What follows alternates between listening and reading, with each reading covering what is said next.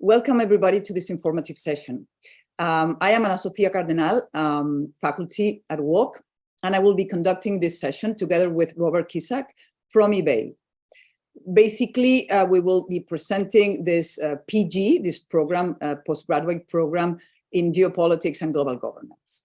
We will start by briefly presenting our institutions, then we will do an overview of the program and explain basically the structure, the contents, and a little bit the profile of the faculty participating in this program. So who are we? I will briefly present the UOC, and then Robert will present the IBEI, because it's a joint program between UOC and IBEI. So UOC is a fully online university with more than 25 years of experience. It offers online university training at the university level. And it's characterized basically because it offers a very flexible system in which students can combine their studies with their personal and professional life. It's also the mission of UOC is also to offer training at the university level throughout life, so that it contributes to students to progress on both at a professional and at a personal level. So that's also a central mission of UOC. It's also, as I said, it's a pioneer in online training at the university level, and at the same time, it offers in its academic program, it offers also some academic training in ICT's competence. So that's another characteristic of our university. So as I said, we like to see to think of our university as a global knowledge network. I'm going to present you with some numbers. So this is the numbers on the amount of alumni that we have. So almost 90,000 alumni, people that have studied and have passed through UOC. We actually currently have 77,000 students. We have some counselors, associate professors, around 5,000, and we have almost 500 staff professors.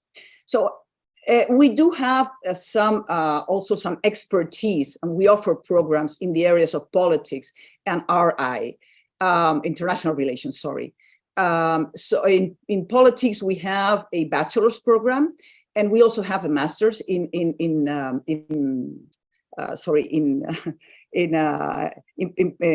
analytical politics. And in international relations, we also offer a bachelor, and we also have this joint program between IBEI and UOC, where IBEI pours its expertise in this area, and UOC pours some of its expertise in politics, comparative politics, and also international relations. And I think Robert can also provide an overview now of IBEI and present the institution.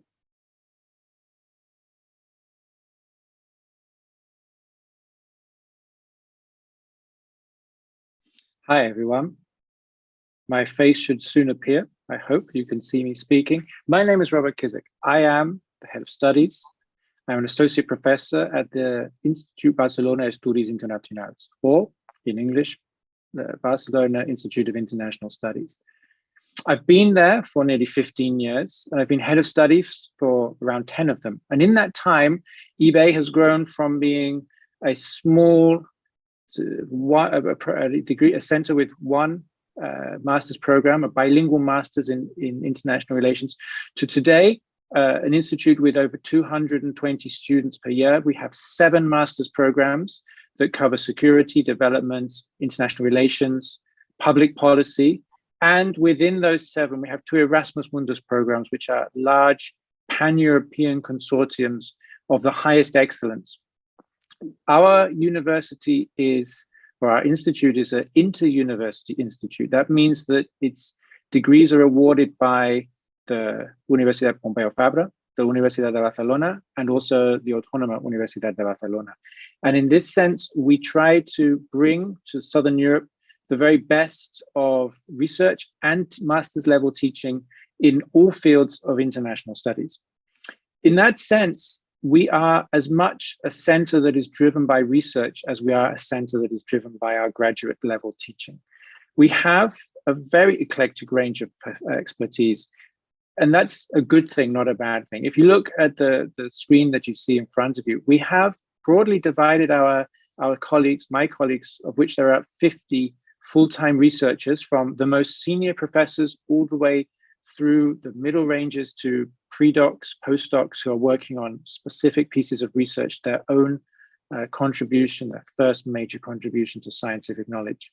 We have a broad spectrum of clusters. These research clusters bring together these 50 or so colleagues of mine to study things like global public policy, norms and rules in international politics, which is the one that I lead, institutions, inequality and development, which is really much focused on the global transformation, the emergence of a middle class, the way in which in the last 20 years we've seen a dramatic decrease in the levels of absolute poverty, but a huge increase in our inequality, both within states more predominantly, and to a certain extent between states. But the general trend, as we know, is a greater increase within populations rather than across populations.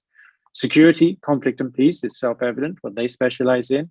And then a final, states, diversity and collective identities draws together people who work on anthropological studies, ethnographic studies, comparative politics, studies of nationalism, and of state formation. So those are our major research expertise. What we bring to this postgraduate degree is, as Anna says, the expertise from our staff in specific areas of knowledge. So we both oversee the content of the course, we oversee the selection and quality assurance of the staff members. And depending on whether you're studying in the first part, which is the specialization program in international relations, geopolitics, and global governance, or the second part, which is the specialization in new challenges in global governance, we will be contributing to both the first and the second, as well as the final project, which is a long essay, which brings the total credit load from the program up to 32 if you choose to go that far.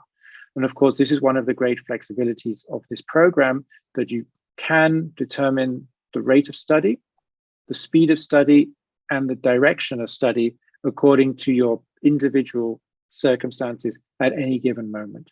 And I think with that, I'll pass back over to Anna, and she'll explain to you a little bit more about how the study process works within the established, trusted, and reliable platform of the Open University, which is the one that we've chosen as a global leader in Latin America and in Spanish-speaking countries to be the platform for this program. Anna, over to you. Yeah.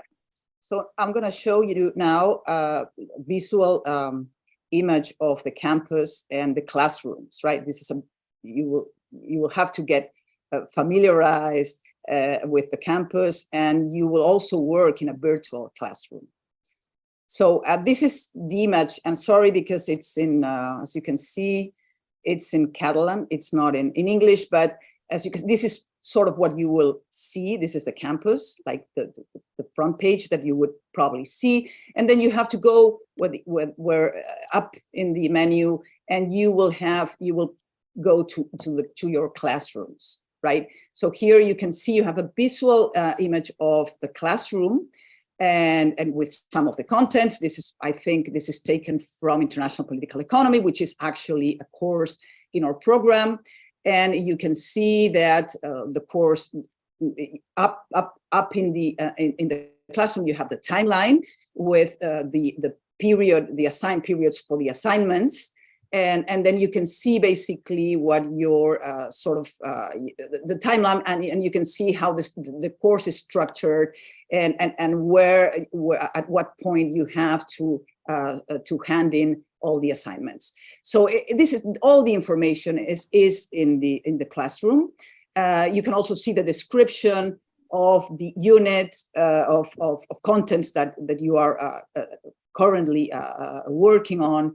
And then you have all sorts of tools. You have the class, the board, where the instructor just provides the instructions for the course, and it's a top-down tool. But then you have other tools that are more horizontal to communicate with your classroom mates. So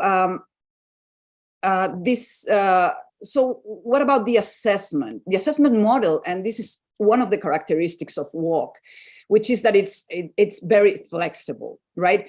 At the center of the assessment model at UOC, we have the student, and then we have a faculty or a teacher that helps the student to achieve its academic progress and to do the assessment.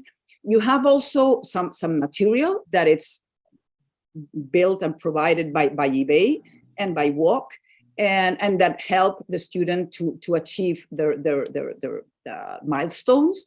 And then you have also the possibility to communicate with your classmates and with the instructor at a more horizontal level. So communication also plays an important role in the assessment model. So here you have like the dates. So what we offer is a full postgraduate program that has it's composed of a set of courses that take place in the fall semester, and a set of courses that take place in the spring semester. You can enroll to courses in the fall semester from May to October. And then the spring semester, you can enroll and register for the courses from November to March. You can also take one by one. So you can also enroll and register only for one of the specializations. So the global program, like the postgraduate program, is made of, it's the sum of the two specializations plus, as Robert said, a final essay. But you can opt, and you have the choice of only taking one of the specializations. So these are the contents of the program, and as you can see, we have the first 4 courses are part of the first specialization, and they are offered in the fall semester. And the second 4 courses, starting from the challenges of multi-level governance to international environmental politics, those set of courses are offered in the spring. And then you have the final project, which you can do both in the fall and in the spring semester. You can enroll and register for this course anytime in the fall or in the spring. The way we structure the teaching here is that we split the semester in two parts, and in the first part we offer 2 courses, and in the second part we offer the next 2 courses. So this is the way that it's structured, both in the fall and in the spring. Again, these are the courses that are offered in the fall and which are part of the first specialization. And as I said, you can enroll to these courses from May to October, and these are the set of courses that you can take in the spring semester. So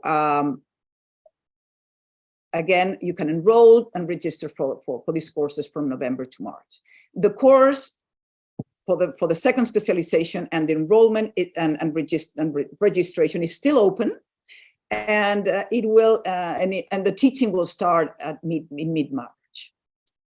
So these are a little bit, so we can get into the contents if you want of our courses. Maybe Robert wants to add, explain a little bit the content of some of our courses.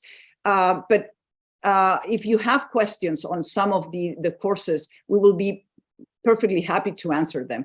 All I can say is that we combine some more academic theoretical courses with more practical ones, right? For example, technology and global governance is basically a very practical course on a faculty, a teacher, who was an ex-CIA officer, teaches students on, for example, disinformation operations. That's a very practical course, but in the experience of students that have taken it, it looks like it's very interesting for you. So here are some of the profiles of our faculty, and as you can see, we have faculty from universities in Hertfordshire in London. We also have people teaching at Catalan universities. We have another faculty who is a full professor at Trinity College. As I said, we have some faculty that have a practical experience, such as, for example, Francesca Contiguglia, who was a former CIA officer and teaches this course on technology and disinformation operations, and a set of Carlos, Marie, Anna, and Joan Tallada. All of them are experts in their areas, and I think we both think that they bring in a lot of expertise and knowledge to this course. I don't know, Robert, if you would like to add something here.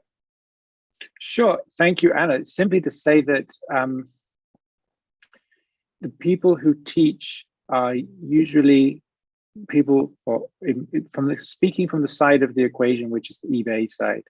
These are people who I've known for many, many years. Marie, for example, she was one of my first students that I had when I started teaching at IBEI in 2008.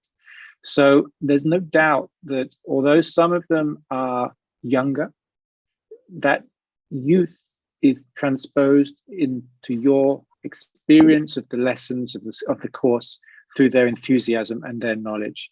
It really is very, very important to stress that the person who is driving the program, who is in charge of responding, the grading, compiling the materials, youth and experience are not necessarily always the most important things. It's the energy, the capacity, and the sheer ability to motivate. And all of the people that we have, both I speak from knowledge of my own, but I also know from speaking to students about the other courses that are the UOC side of the equation. This is the key thing, as Anna has described with Francesca, people who have practical knowledge, the energy they bring to the course. And this is very, very important because this is sort of non-synchronous, asynchronous learning. You do it at the end of the day, at the weekend, in the spaces and the times that you can make available in what I assure you, and I assume to be very, very busy lives. So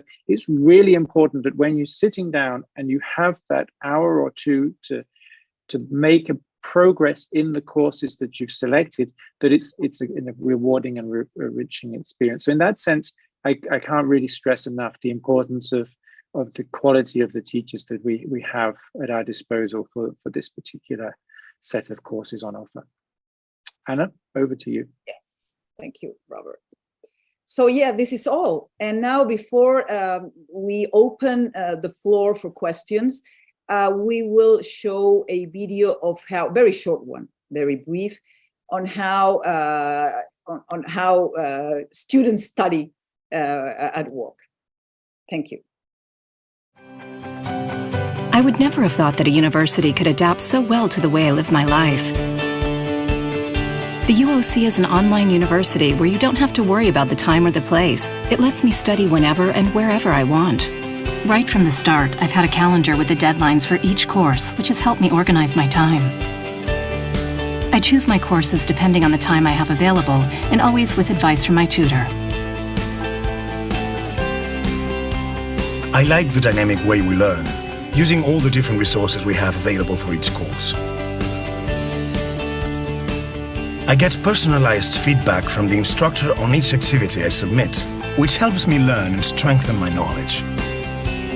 The activities set provide tools to interpret the world and sharpen my critical eye. They're based on real professional situations that I could find in my day-to-day life. I've learned a lot from my classmates in the teamwork activities. They're able to share many different points of view. The walk is able to adapt to my pace of study and lets me do everything I want. I learn continuously and actively every day. At the UOC, I have to face practical situations that will prepare me for my future career.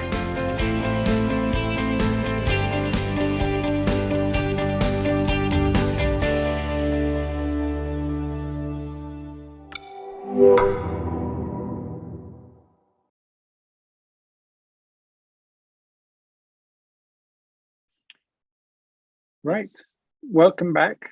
Thank you for watching the video. We have two questions that have already come in. The first one concerns whether there's aspects and studies of decolonization theory specifically mentioned in the course on global governance and environmental politics. And the second question is if gender inequality is touched upon in different classes, politics, or assignments.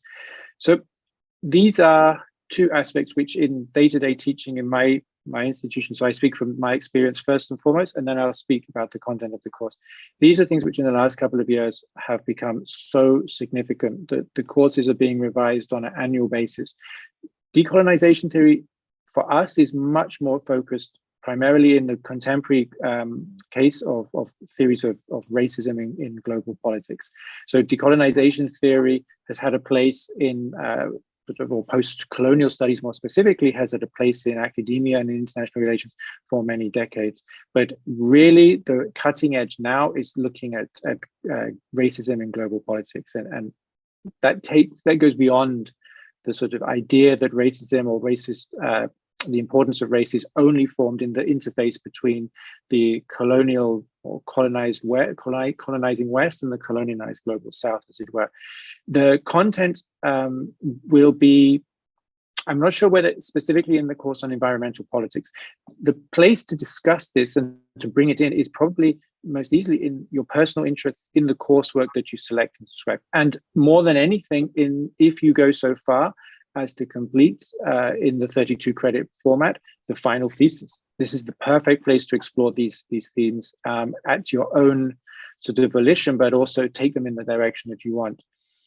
I can't speak from the top of my head about the exact content of whether the decolonization is mentioned in the environmental politics course, but there's certainly a space to engage with the teacher on this. So that's the bigger part of the sort of answer, is that the things which you're interested in can form a part. Gender inequality, I mean, from this, feminist studies, whether they be liberal or critical feminist studies, are always in and around many of the content of the courses. I would imagine the two that are most likely to cover on this to do with at least critical feminist studies, which is not the same as looking simply at gender inequality, but is looking much more at the pervasive structural determinants of the politics of gender and its recreation in all forms of life from local to national to global, are both the course taught by Daniel Nichols, which is on the course on Introduction to Global Politics, but also the one by Ignacy Torrent on Security and Development in the Amphosphere. Because there, I mean, his work, I know his work personally, he does engage in this type of thing. So again, the answer would be most specifically to reach out to the professors and then draw it in through a dialogue, as well as putting it in the final piece of work if you get that far. So I think with topics which are very much in the moment, there's lots of opportunity to bring them in. And of course, when students are collectively interested in them, it gives a great platform to modify on the fringes the contents of various parts of the course in order to incorporate specific issues that are the most relevant and that are really salient to you. Please provide some final information, scope, choice of topics. I don't want to hog the conversation, Anna. Should I briefly take this and then you pick up on anything which you think I've missed out? Yes, okay, sounds good. I'll do that one. And then if you want to prepare for the fourth question, which is about the assignments, the topic, what we've done in the past, and we've had one generation, as it were, of students who've completed this. It was around about 16, 8 for my institution and 8 for Anna. So around 16, 20 students have done this already. The topic is at the behest, at the choice of the student. It really is easier, I should say, if it falls within the parameters of the content of the whole program, because then you're drawing on some platform from previous studies in which to build upon. A 4,000-word essay seems perhaps long, but really once you get going, it's a very short piece of work to articulate. And of course, it's a very important piece of work because it's an opportunity for you to set your own question and then to answer the question yourself, which is the basis of a quite wide range of important sort of transverse skills that you're in the world of work is very important. I mean, people will ask you to discuss topics or to sort of generate knowledge about a certain field, but the question that you choose creates and sets forth the parameters of the answer which you provide. So being able to set questions and answer them is a very, very important, useful skill. We have so how I would manage it would be in terms of the management of the issue. When we get the list of topics with as clear a description as possible, we find colleagues who are not necessarily people who've taught on the program, but are within my institution, and Anna, in sort of the mirror reflection, does the same within her colleagues, that are best able to supervise. And it is a thesis supervision on a light scale. It's not as long as the ones for a regular master's, but it's still a very, very respectable and competent piece of work, which in all the ones that I've read have been very good. So I would say that the scope is up to you. We will do our best to find someone who can provide as good a supervision as possible, but that supervision should also be sort of the first step is to bring the topic into a manageable size. So there's it's a conversation between you as the student, the supervisor, student-led. They don't want to dictate to you what to do, but at the same time, drawing on the knowledge and experience of the supervisor to make that project as coherent and viable as possible, in order to get the best grade and to learn the most from the exercise. Anna, if I've missed anything, please. No, I will just, I mean, you basically, I will answer the fourth question, but yeah, so yeah, regarding the scope and topics of the final essay, I would say this is completely, as Robert said, up to you. It's done right now. I'm not saying this could change in the future, but right now it's done in a completely decentralized way. That is, we provide you with a formulate, and then you have, or a form, and then you have to bring to us the topic you would like to work on. But as Robert said, we have limited resources, and we also have, and the program covers a limited scope, right? So we would like you obviously to bring in topics and that fall within the scope of the program, and it's logical because otherwise we cannot provide you with experts to guide your work forward. But again, there's a big range for flexibility here, and this is a dialogue that goes on between the supervisors that we assign you and the students. So related to the first two topics this would be perfect topics. The two topics like gender inequality and the role of decolonization, that would be perfect topics for this program. So this is and regarding the assignments and the assessments, no, these are actually top down. So it's to faculty to decide what kind of assignments you're going to be asked to fulfill, and it can be from I don't know, from solving problems to writing essays, to constructing, for example, in this very practical course that I talked to you about, you would have to analyze a piece of fake news, and you would have to propose and to create a piece of fake news, for example, and this sort of thing. So you have, a wide range of assignments, of types of assignments, but these are decided by the professors.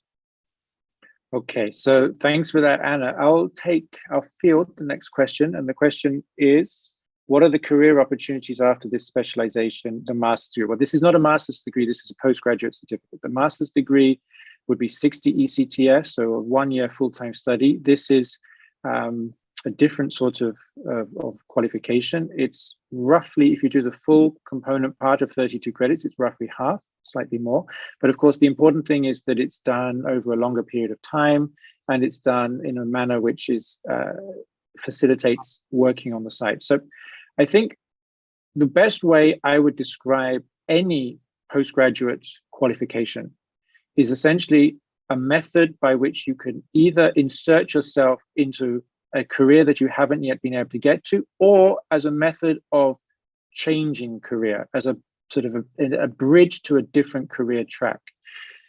So it depends at what stage you are in your career to determine how this will help you. If you have a few years of experience, but for example, in your mid-20s with a bachelor's degree, and you want to be able to perhaps change your bachelor's degree focus to something that's more focused on international relations, but that could be anything from working at the level of the European Commission, working in the European Union more generally, and any of the institutions, to international organizations. Here in Barcelona, there's the Union for the Mediterranean, which is an international organization. So there are public sector opportunities.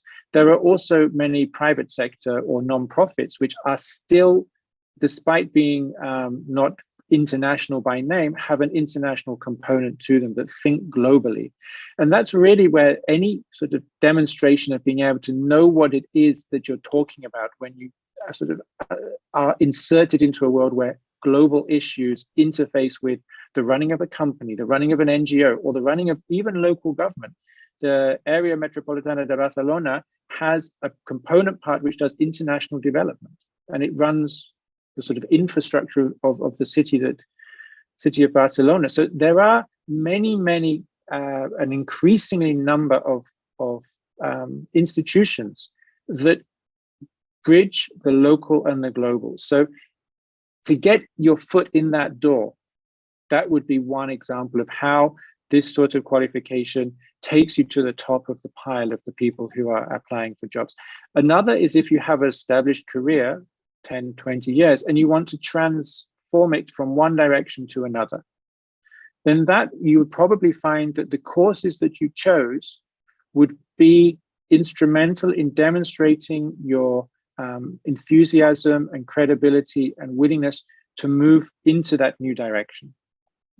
So if you've been working in corporate finance and you want to now demonstrate that you care about the planet an awful lot more than perhaps a corporate finance sort of caricature would suggest, the classes on international environmental politics would help to do that. So in that sense, it works differently for different people. You have to know what it is that you want to achieve, and then you go into the program identifying what it is that you are going to do, which will maximize that kind of return to you. So you can think of it as a sort of an instrumental nature. There are other people who might want to do it because they simply love the subject and they do it for the love of studying. And there are people, as this question suggests, that are more driven by, well, how can it help me get somewhere that I want to be? And there are no sort of better or worse ways of being motivated to study. There are very pragmatic ways that are to do with driving yourself to a new sort of set of opportunities. And there are very sort of pure ways, which are to do with simply being interested in the topic itself. Whatever it is, there's a place for you in this course. It's not that one is better than the other, but sincerely speaking, I think that if you either fit in the category of someone who is younger with less experience who wants to get their foot in the door, or someone who has more experience that probably wants to transfer onto a different career path. And that we have no more questions. So I think those of you who are still watching, I will turn the sort of mic back over to Anna, because she, I'm sure, has an awful lot of knowledge about where the graduates, the 88,000 alumni of the Open University have gone to. There's a lot of experience there. But in terms of the very specificity of this program, I've been able to give. But I think Anna would probably be able to say a few words on the alumni experience more generally and how that helps. Anna. Thank you, Robert. Well, no, of course, we do have, as you saw, a huge number of ex-students or alumni at UOC. I don't really have the numbers of how many of the students have, for example, you know, how key their studies at UOC have been for them to either progress within their domain, their work domain, or have been key at, you know, changing and just opening up a new opportunity and a new path to their careers. But yes, I can say something. I can add something, and the thing that I can add is that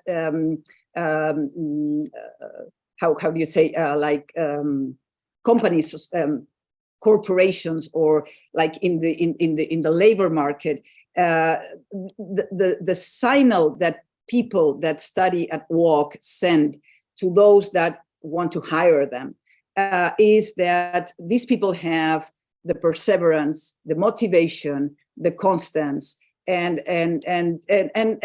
the you know, to pursue studies, combining them with family life, professional lives, and to do that over the weekends, because most of our students study over the weekends, or they're study in the time where they are not with their families and nor at work. So this requires a lot of, as I said, motivation, a lot of perseverance, a lot of you know, pursuing something which is highly valued in the labor market, and by people who you know, are interested in hiring actually motivated workers and people with these qualities. That's what I would add. Okay, well, I mean, I think with that, we really wrap up that there is value added from every aspect of the course, whether it be simply the registration on the program as a demonstrated commitment to being a serious, you know, so serious in wanting to study this that you're prepared to forego nights out, weekends away, holidays in order to get those assignments turned in. And more generally, that it's, the world is, sounds like a cliche, you know, the world is increasingly becoming a sort of a conflation of the global and the local, but more and more you find the necessity to understand the global dimensions, whether it be in regulatory governance or whether it be in the sort of the nuances of how security, migration, development, all of these things that we see in the news are actually very closely woven together. So in that sense, the program sort of is a guide to how we expect career trajectories to be going in the future, and also global politics in general. So we really hope that you've liked this this video, this presentation.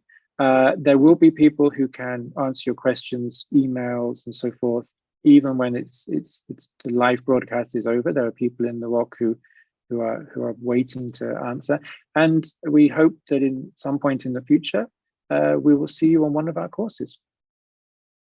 Thank you very much to everybody for attending the session, and hope Bye-bye. Both hope that you liked it. Bye-bye. Bye.